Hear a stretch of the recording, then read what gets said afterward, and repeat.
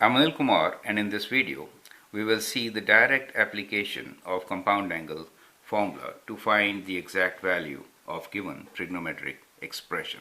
So we have two trigonometric expressions here. The first one is tan of 7 pi by 9 minus tan of 4 pi by 9 divided by 1 plus tan 7 pi by 9 times tan 4 pi by 9. So you can pause the video, copy these questions, answer, and then look into my suggestion. The second one here is sine 3 pi by 8 times cos pi by 8 plus cos 3 pi by 8 sine pi by 8. You need to find exact value for both these expressions. Now we can apply the formula, which for tan is, since this is a minus b, we can say tan a minus b is tan a minus tan b divided by 1 plus tan A tan B, right? So therefore, applying this formula directly, we can get our result from here. This is tan A. In our case, A is equals to 7 pi by 9, correct?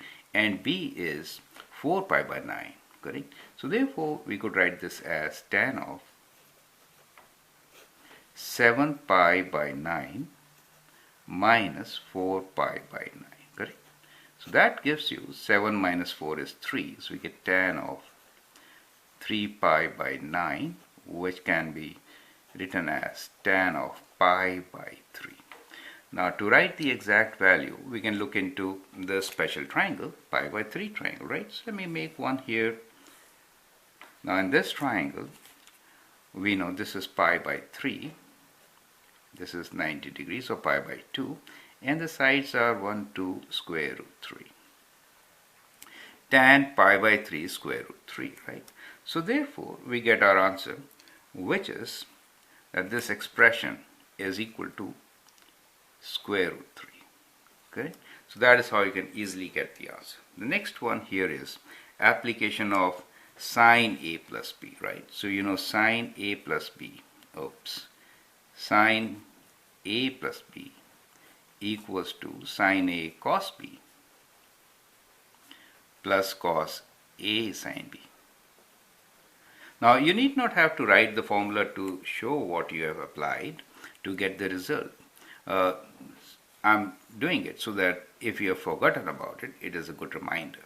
So here A is equals to 3 pi by 8 and B is pi by 8. So I can write this as sine of 3 pi by 8 plus pi by 8, correct? And that gives us sine of 4 pi by 8, which is same as sine of pi by 2, right? Now what is sine of pi by 2? Now if you remember, the sine graph is kind of like this. You could use special triangles, but for pi by 2 it's kind of difficult to make one. So what we do is we normally use the sine graph itself, and that is pi by 2. This graph actually helps us to get a couple of values. The zeros for the sine, right? Maximum and minimum. These are your 5 key points for sine. So it's a good reminder. Whenever you're looking into sine function, this graph should be on the side. So we can read from here the sine pi by 2 is just 1, right?